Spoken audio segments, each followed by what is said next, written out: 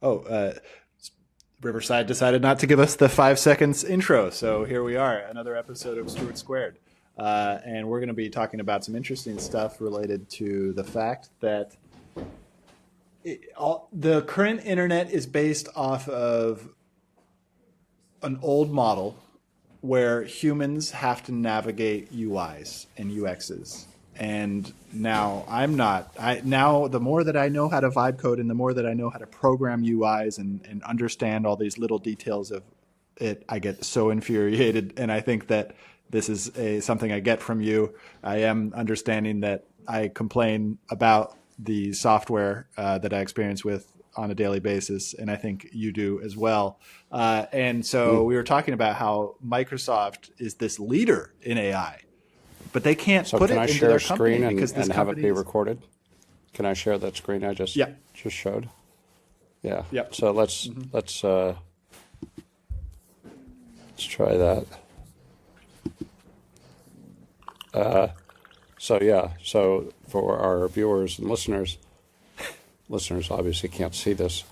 I'm sharing a screenshot of an email that I got today, one of 5 or 6 different ones, which is obviously a scam. They want you to click on a button so they can collect your data.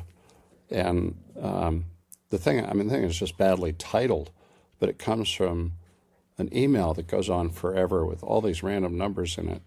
And it's like obviously spam. And this comes to my allsuplouis.com email address, which has been widely distributed on all kinds of lists and stuff, so it's not hard to get it. And it says, attention, S. Allsup. It's like they don't even know my name. And this is Microsoft 365, and they have all this stuff, but it doesn't look like an email from Microsoft. So my question is, when I get this, is why can't Microsoft use ChatGPT and all the open AI technology, not to mention its own technology, to filter this out? It's as a human being, I'm looking at it and I'm going like, well, this is obviously spam, so I mark it as junk. Does the junk marking go anywhere? Do they collect that data? Do they know? Now, on Gmail, which is also, my email is pretty widely distributed, when I mark it as spam, it doesn't show up again.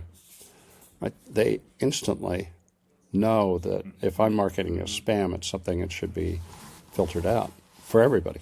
And so I don't get very much junk in my Gmail.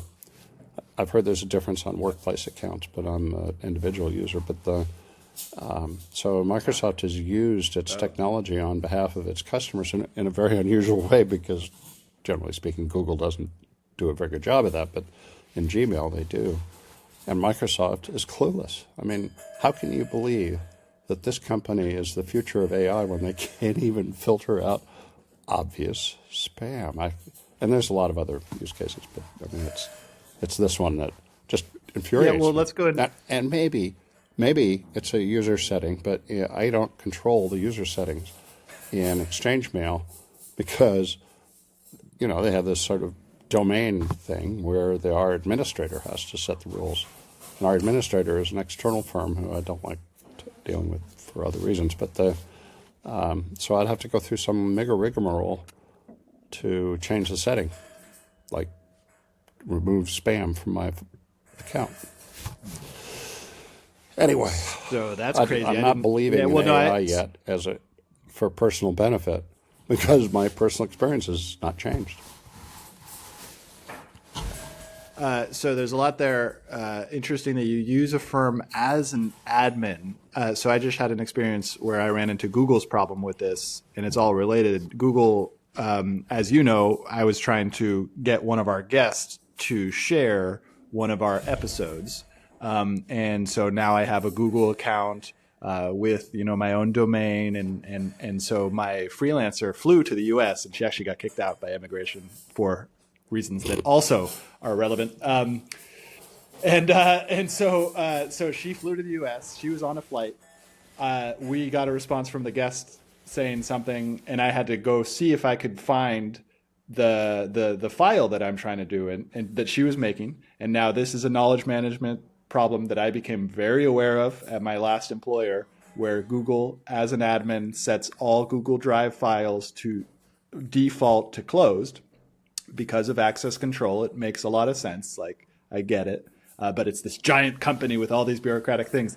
And so I have to go search through this just insanely complex admin panel to go to try to, I made myself the admin. I had to do all those stuff that you do, that you just offshored to it. And there's probably a good reason, or there's probably a good money making. It's not offshore, but it's why it's right. It's a local firm in San Francisco, but yeah. Oh, interesting. So for IT administration, Google has that same problem. Setting, yeah. Go ahead.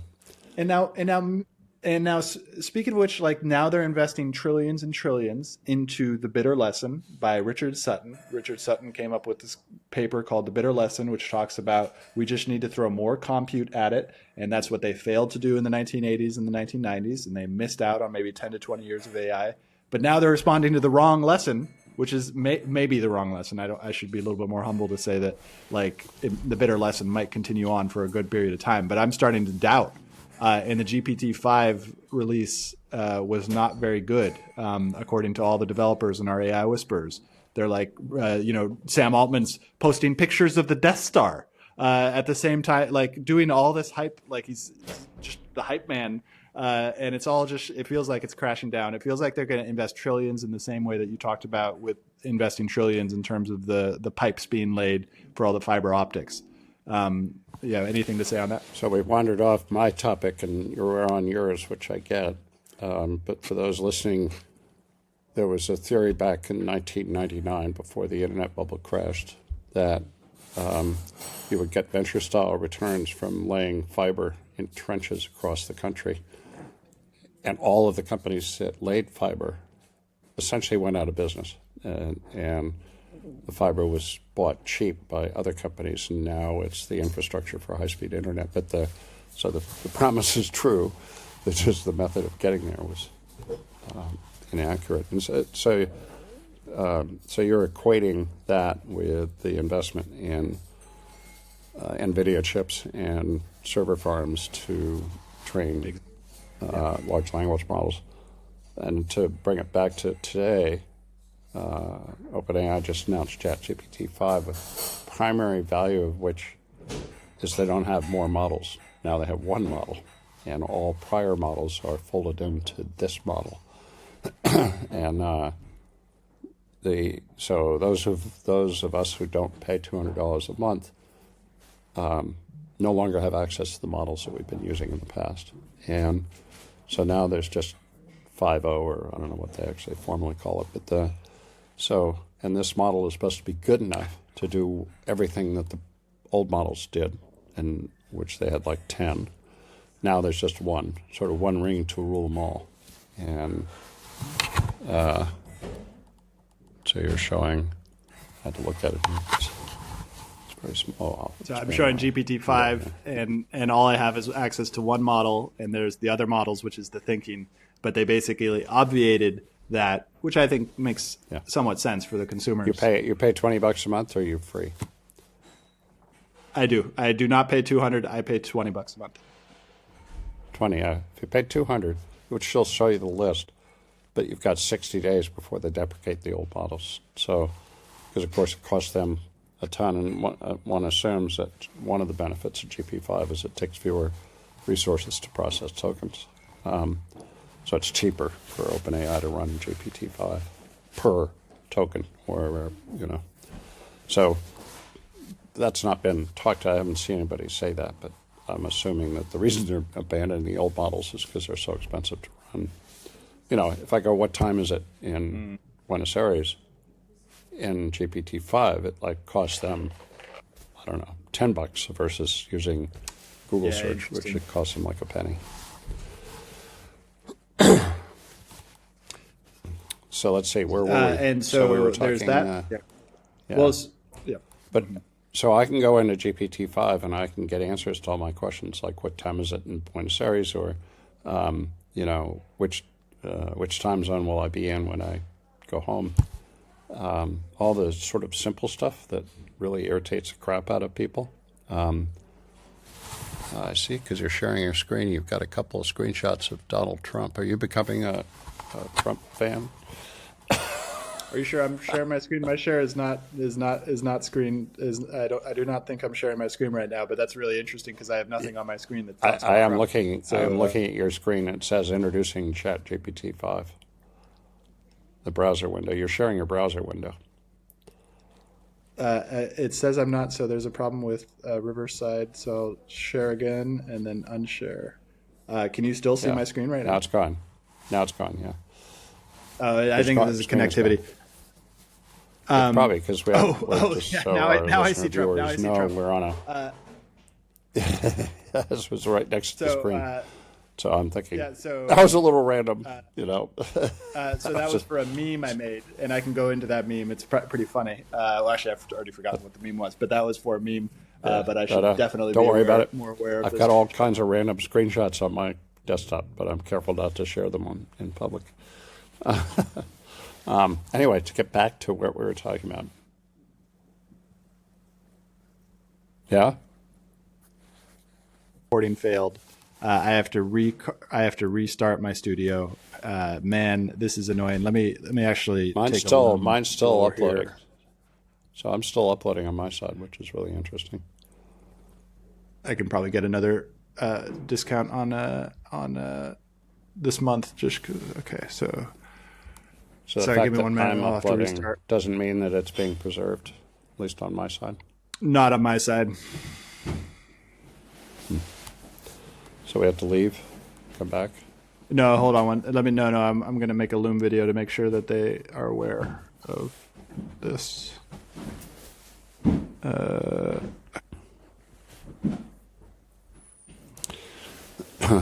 they keep what's been recorded on their servers?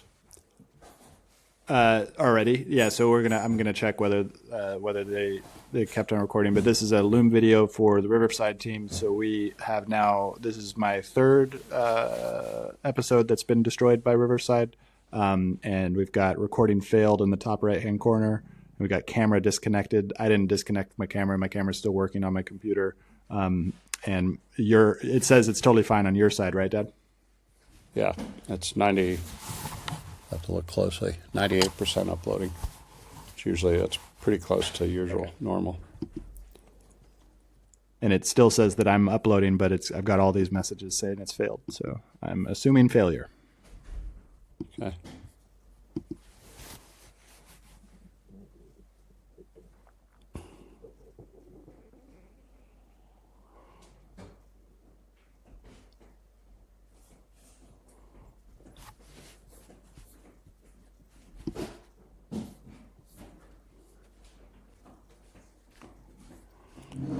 Okay, your other session is still here.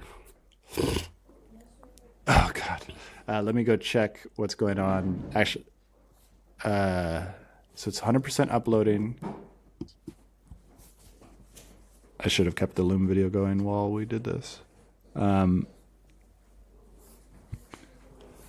so there's two screens labeled Stuart Alsop, you. The other one doesn't have your video, and it just went away. All right, so let's keep on. I'm assuming that we got some of that what we just did, and so we're gonna Oh no, it's recording again. It's already recording. Okay, so we're now back on, and I'm gonna have Maria take care of all that because there's less people want to listen to get it edited. Yeah. Okay. A little distracting. Before we were trying to remember what we were talking about. Yeah. We were off on a train of thought about. Yeah, we're starting over now, and basically. I could summarize it. Yep. I could summarize what we're talking about. It was basically because of ChatGPT 5 collapsed all their prior models into a single one. That there probably is an unspoken part of ChatGPT 5 which is much cheaper to process requests than prior models, because OpenAI's problem is they spend so much money and lose so much money to create these models that at some point they have to find a break point where they can do it cheaper so they can make money. And I have a feeling that ChatGPT 5 has been designed to produce better results at a lower cost. That's kind of where we left off. So, Yep. you know, that would be an appropriate motivation for OpenAI to do that. The question is, maybe they didn't. Maybe it's still just as expensive. And do their competitors, Anthropic, and previous Perplexity, and you know. Previous to our conversation, I was thinking the reason why they did it was actually a UX UI decision, because the consumer user should not be worried about what model they should be choosing. So it sounds like it's a bit of both. And because of the API will retain all the ability. As a programmer, I will be able to use all of the different models according to it. So the programmers and the consumers are now separating. The chatbot is now dominant for the consumers. And the programmers are, as has been the case for the past 25 years, are now just becoming more and more leveraged, i.e. a programmer now has huge leverage as they've had for the past 25 years, which has been we could talk about that from a talking point, just because I know that you disagree with me on the nature of Bitcoin, but the programmers who are able to figure out how to use Bitcoin from 2011 to 2020 are all now post-economic, as they're saying. And the only reason they could do that was because they were programmers. It was much harder for me to go and at that time figure out how to buy Bitcoin and use it and store it and do all these different things. Any thoughts there? Well, just as a little sidelight, I keep getting random emails from Bitcoin giving me a special code for access to my account, which I assume somebody's using my email address. You're talking about Coinbase. Coinbase, sorry. Coinbase. Yep. And the first time I got it, it said, call this number. And I called the number. And this guy was clueless, right? It did appear to be from Coinbase, but he really didn't know how to help me out. So I hung up, and I kept getting them. And so I assume somebody's banging on my Coinbase account. It's going to be, could probably be rewarding, because at some point I ended up, and I can't remember why, ended up with like 0.01% of a Bitcoin at Coinbase. That's some fractional, which back then was like $200 or whatever, $1,000, whatever. But at 130 plus thousand per Bitcoin, maybe it's actually worth something now, though it wouldn't be more than like a couple of grand. So, you know, this is the level that I'm operating at. I have an account at Coinbase. I can't get back into it. My wallet hasn't been stolen because they keep trying to get into my account, but they haven't stolen it, and as far as I know. And there's this little tiny thing on the register in the blockchain that I own X amount of Bitcoin, and I can't get to it, and no one else can. I don't know. You know, people talk about ledger. The ledger is this, you know, absolute truth. But if you can't get to it, so because I'm not a programmer. I'm just like this dude. I'm an old dude, right? That doesn't really believe in crypto, and never has. Yeah. But there's this phenomenon going on, and I'm clueless. I can't do anything with it. Well, so and what you just said about Coinbase is, well, what you just said about Coinbase is exactly what is the same exact problem that we're talking about with Microsoft. And I would maybe somewhat controversially say that it's because of regulatory capture. It's because a company got so big that were then too big to fail. And particularly in Microsoft's case, but also in Coinbase's case, have essentially cozied up to the legislators, spent a lot of money lobbying, are getting a lot of contracts. And then Palantir also comes into the conversation because that's what they're doing very well right now. And so they're essentially created this condition where they no longer need to worry about the users themselves. Their customers, who is the government, now basically are locked in. And so what do you think about that as a thesis, and how does it relate to this thing that we started on, which is these companies are spending huge amounts of money, but all the startups are trying to get there. They're all trying to get to that point where they become too big to fail. And then once they become too big to fail, then they stop paying attention to the users. I see this as a great opportunity in the 2 to 10 year life. Yeah, go for it.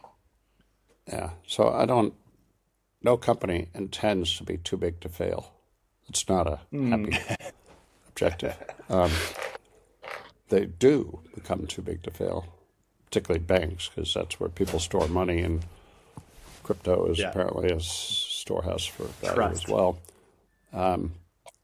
But, and Google and Apple, and these are all companies that are too big to fail, so to speak.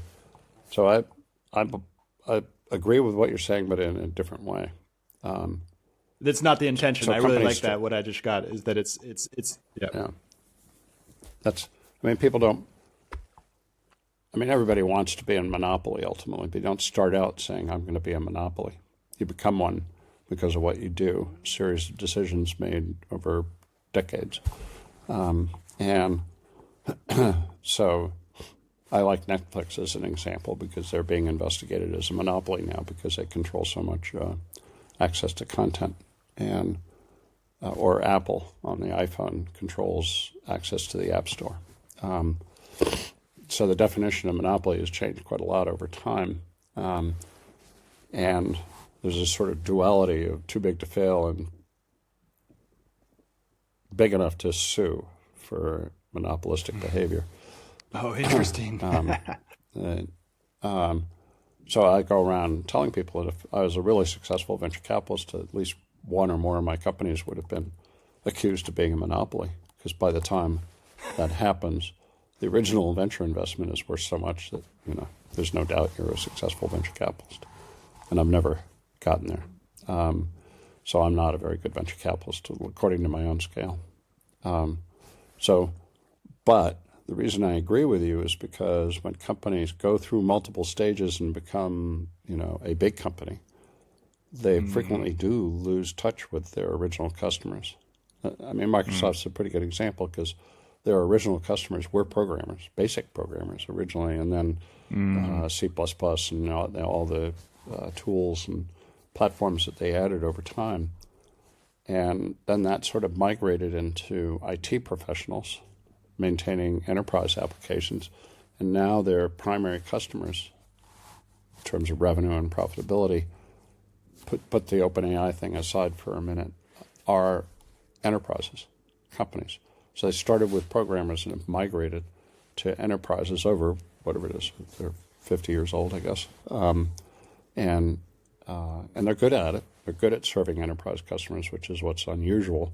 But frequently companies lose their way along the way and end up ignoring their roots with their original customers.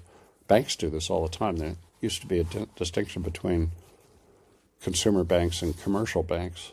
And that was partially because of regulating. You couldn't have both in one bank, and the regulations were loose, and they started merging with each other. But so J.P. Morgan is also Chase, which was originally a consumer bank, and J.P. Morgan was a commercial bank. Now it's all one thing. So there is a thought process that leads you to conclude that big companies, once they get big, lose touch with their original idea, and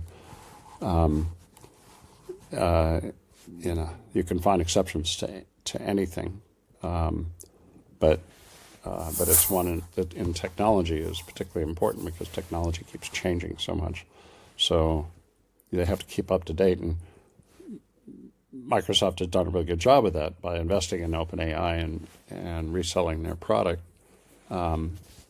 They've ended up being a relevant company in the modern age, even though they started with Microsoft Basic and MS-DOS 50 years ago, neither of which really accounts for much of their revenue.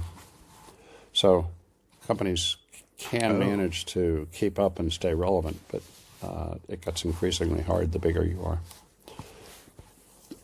Okay, there's a lot there I can respond to. I love the fact that MS-DOS, that was their original revenue stream, right? Second product.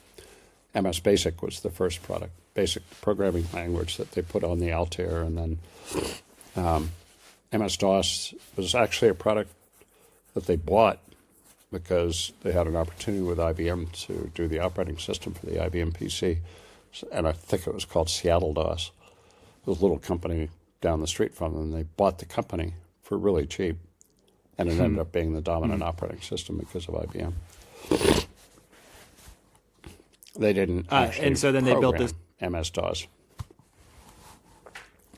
But they built everything on top of it. And then so while you're looking, Seattle DOS. Yeah, we're having a time lag here, so we are. it's probably both of us are on crappy internet connections. So I'm in the hinterlands of Iceland. I just tested mine. Yours okay, is better than mine. It's your internet. That's yeah. I just looked at sure the email you sent earlier. Yeah. Yeah. Mine's really Can we slow. actually? Do you want? Can you switch to your phone? Are you already on your phone's network? No, the phone network here. I have 3 bars of something. Worse. It's worse. Yeah. And the Wi-Fi is 2 bars. Well, it goes back and forth. I don't know if you can see here. Get the reflection off. Anyway, so we're now testing remote lodge. This is the age of internet. Now, these guys could own Starlink and have a very fast connection, but they haven't gotten there yet. And why don't you bring a Starlink? I guess you don't want to because you probably enjoyed the fact that you didn't have to go on your phone. No, it's I'm always on my phone. I didn't even bring my fishing gear because it weighs a lot. You put a Starlink Mini in there, and you're lugging a lot of bags. So I didn't want to have to pack that much. Plus, I was on the road for 2 weeks before this. So do you think? And do you think we're headed to a future where that Starlink Mini, like already, it's like another laptop basically right now. So I might take it for a month or 2-month trip, but I'm not going to take a Starlink Mini for a fishing trip of 1 week. You don't see a future where that will happen for you. Well, yeah, I mean, because they've cost and size reduced the Starlink dramatically since they introduced it. What's been 10 years, maybe? I don't know. Can't remember. And the Starlink Mini is, I keep getting this ad on Instagram, which I don't like to click on ads, but our company has taken the Starlink Mini and packaged it with a battery. And it kind of looks like a suitcase. So the Starlink Mini and the battery are in the suitcase, and it's got all the wires and stuff. So you can have a bag that has your Starlink in it. And the battery will last for, I don't know, hours. Because the Starlink is a power-hungry device. This has been the conundrum of... Yeah. They originally introduced the Starlink Mini as something you could put in your backpack, and you're going, yeah, but where's the plug? Because there's no battery in it. So then it was the iconic picture was on the back of a Cybertruck. They have a plug, and you can plug your Starlink Mini into the plug and have internet with you everywhere. Now, Valerie has one on her overnight trailer, so she has Starlink connection in the middle of nowhere when she's off riding around on her horses. And I've gone on one trip with her, and that was pretty remarkable. But even in a trailer like that, there's limited power because the trailer itself doesn't have power. So you have to manage the use of the Starlink carefully to not use up the power in the trailer. So it's like, as time goes by, though, and there are already signs of this, I think what Starlink does will be done in your phone. So I'll always have high-speed connection. I mean, I can turn off the Wi-Fi. I still have cellular here, but when I'm off of cellular, I can get to Apple's satellite connection for iMessage. It's very basic, and it takes like a couple of minutes to send a text message. But all of this stuff always gets faster, cheaper, smaller. So at some point, they'll figure out how to have real-time satellite communications on your phone. And then you won't have to worry about having Wi-Fi or cellular. I believe I've written about that, but I don't know how long that'll take. So, but, well, Musk has already announced that T-Mobile now has that. So T-Mobile now has direct connectivity between the phone and the satellites. And iMessage, actually. There are some places where Starlink is the carrier for the satellite messaging on the iPhone. Did they have? Because T-Mobile's not everywhere. Did they have to do a deal with Apple? Yeah, they did. Did they have to do a deal with Apple to do that? Can you explain more how that works? I think Apple did a deal with Starlink. So let's see, Apple using Google message Starlink. Of course, my internet's slow, but Apple is integrating Starlink's satellite technology into iPhones, enabling users to send and receive iMessages and SMS messages even when there's no cellular or Wi-Fi service available. And that was in iOS 18.3. So I think it's actually part of the T-Mobile deal. And I don't know if it means, because Apple uses something called the Globalstar network, and they put a bunch of money into Globalstar to let them put more satellites up. So there is already a deal. And I know the guy that runs the satellite stuff.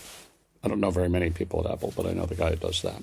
And I'm pretty sure he negotiated the deal with Starlink. Can we interview him? No, you're not allowed to know what he does.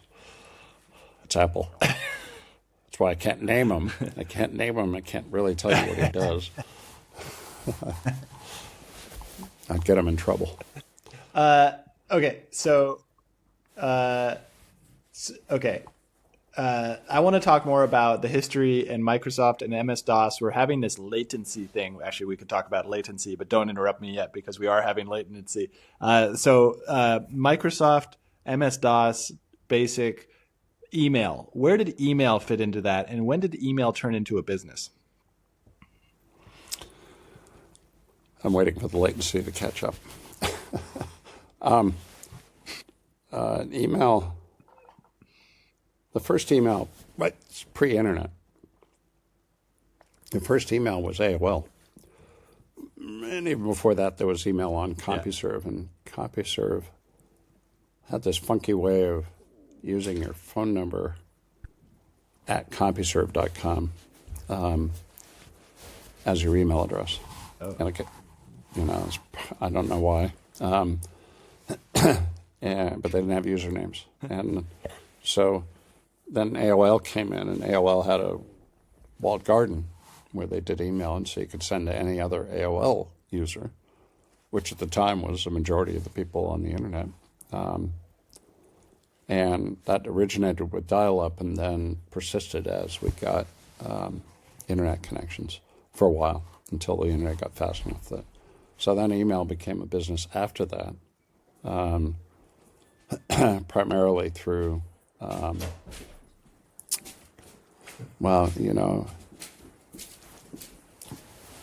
on a minute. Steve. My guy just showed up. I'm going fishing in 2 hours, so with him. And so maybe we should reserve. Maybe we should. Go for it. Sorry, go for it.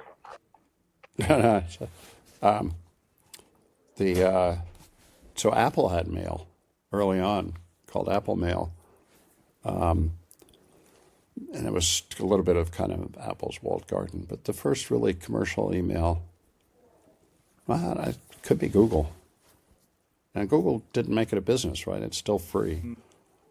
They don't derive any revenue.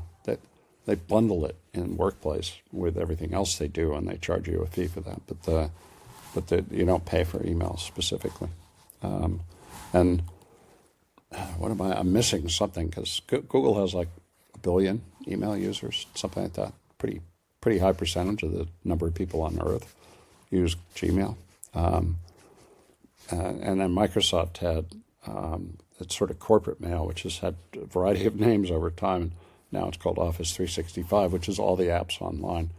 But Microsoft's apps were designed for the pre-internet era, so their apps online suck. Actually, I just discovered this because we do a quarterly report for our investors, and we've been struggling with how to do this because our entire financial staff is on Windows using Microsoft applications. And I've been using it through Safari on the Mac, and it's horrible. Like, it doesn't format correctly. And so then I had the brilliant idea, and this is like last week, sitting in my hotel in Boston, to download Microsoft Edge for the Mac. And it worked perfectly. So if you use Microsoft apps, you have to use Microsoft's browser to get optimal performance, which is classic Microsoft product management. Yeah. Whereas with Google, you can use Gmail on any browser, and, or any app. So that was instructive for me. Microsoft lives in its own world up there in Redmond, and I really regret 19 years ago, making us be on Microsoft. Done that mistake twice now. I won't do it again. As soon as we get off of Allsop Louis, I'll be happy. TK What was the other mistake of trusting Microsoft? When I arrived at NEA in 1996, coming off 5 years at InfoWorld, I was like a goddamn expert in IT because that was the audience for InfoWorld at the time. So I walked in, and there were people who had Macs, and there were people that used CPM. People don't even remember what that is, and there were people using DOS, and some of them had moved up to Windows, but some of them were still on the command line. And it was like all over the map, and there was no integrated system. So I looked around, I couldn't get everybody to switch to Apple. So I recommended we all standardize on Windows. And that was 10 years of hell, where I learned that everything Microsoft says is a lie. At least at that time. Maybe Satya okay. Nadella is Brilliant. better at telling. So I wonder. Brilliant story. I'm not sure we're going to be able to resolve publish. the time lag. Yeah, I know. I wonder if we will Riverside find can out. I have deal no with idea. Yeah. So let me talk for a bit, because this is like is like slightly asynchronous conversation. It's actually doing wonders for my podcasting abilities, because I have to completely let go of whether we're going to publish this or not. We might publish it. Maybe we'll publish it under a special subscribers, where we do a Substack gatekeep some episodes, which is something we should talk about. Anyway, okay, so I was doing research while you were talking on your monologue, and now I'm going to do a little bit of a monologue. There is the first commercial email. ChatGPT told me one of those probabilistic mistakes that said the first commercial email was sent in 1978 by Gary Turk, a marketing manager at Digital Equipment Corporation, to about 400 recipients via ARPANET, promoting DEC's new computers. I don't know what DEC's new computer is, so continue with me for a bit. Digital Equipment Corporation. Okay. Who was the first email business? The first company to use email for business purposes was Digital Equipment Corporation in 1978. Okay. No, that was a hallucination. Gmail has 1.8 billion people worldwide actively use Gmail. Represents 22% of the global world. And now we'll go into Microsoft and email history. Microsoft entered the email market in the early 1990s through acquisitions and integration with its existing software. In 1990, they acquired Forethought Schedule Plus and develops early messaging tools for MS-DOS and Windows. 1996, Microsoft buys Hotmail for about $400 million. That's an interesting acquisition. 1997 to 2003, Microsoft integrates... Yeah, go for it. Hotmail, that's the one I was forgetting. They were the first email service on the web, internet, that was successful. And it was funded by Tim Draper. And it was Tim Draper's reference deal for the next 20 years. And so that's a whole other story. But so Hotmail was, and Yahoo was the other one. Yahoo had an email system as well. So Hotmail was first, and then Yahoo became, there's still people that have at yahoo.com email addresses. So it's still working somewhere. And then Gmail. So that's what I was forgetting.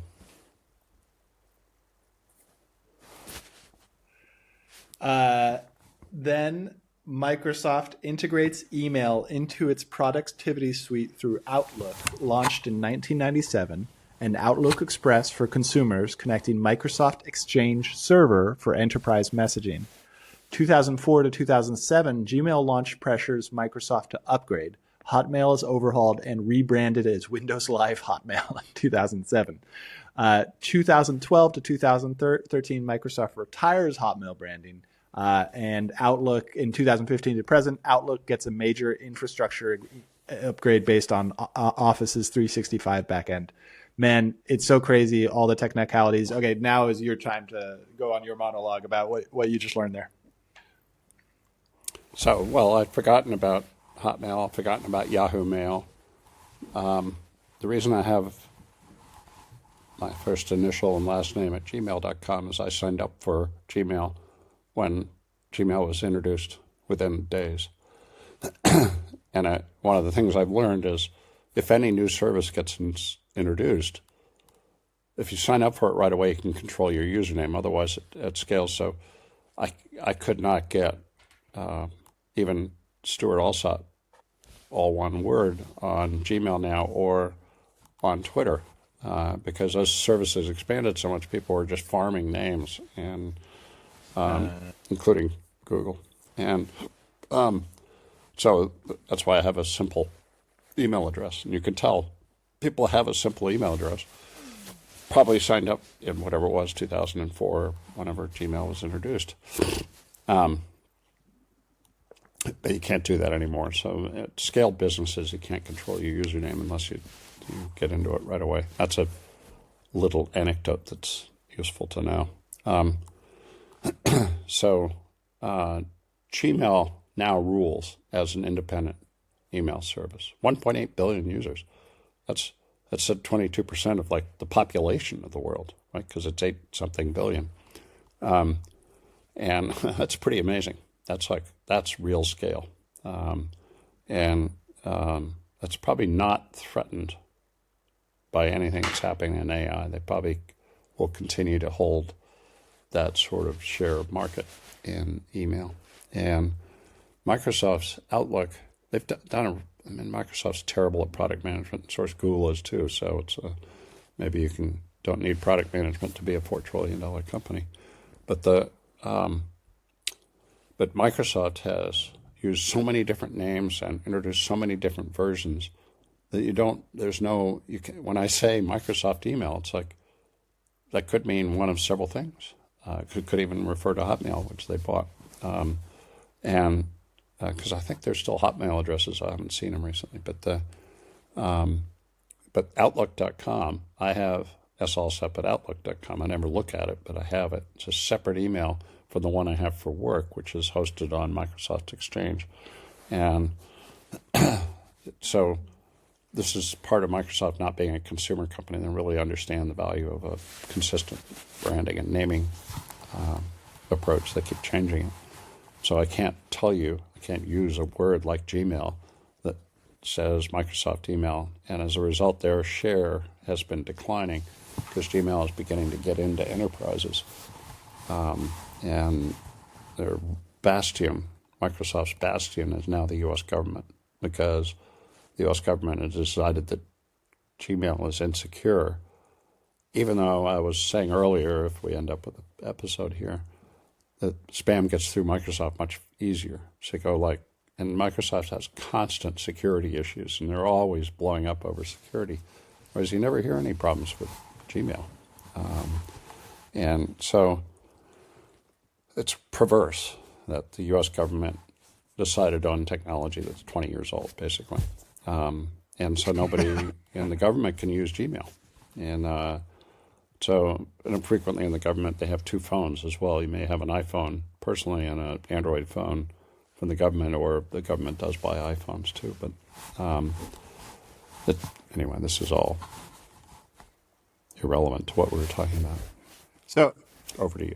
So yeah, we'll take another 5 minutes. We'll take another 5 minutes. What we can do if we don't publish this is we can turn it into a bunch of clips, assuming that your side uploaded well, and so we can start to think more about that. Because now I've just got a bunch of ideas into how to actually do marketing on podcasts. But I actually have a question based on this dynamic that's going on. I remember a great story that you used to tell. Maybe it was somebody else in our family used to tell about how your father would go on phone calls and it would be really shitty in the 1950s and the 1960s.